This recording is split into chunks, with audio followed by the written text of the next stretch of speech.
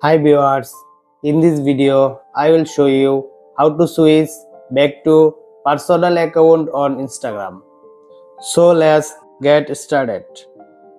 Now open your Instagram app and follow by step properly.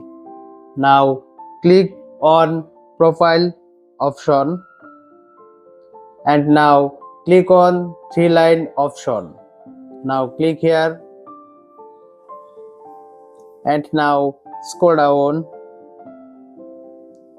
Now click on creators tools and control. Now click here and now scroll down. Now click on switch account types. Now click here.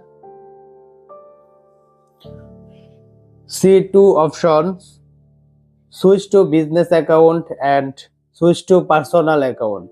Now select the switch to personal account. Now click here and switch to personal account information, read it. So click here, switch to personal account.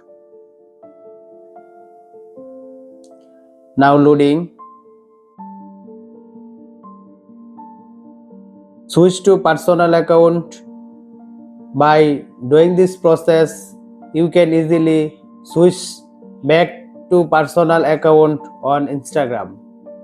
That's it. If you like the video, subscribe and stay with us. Thank you.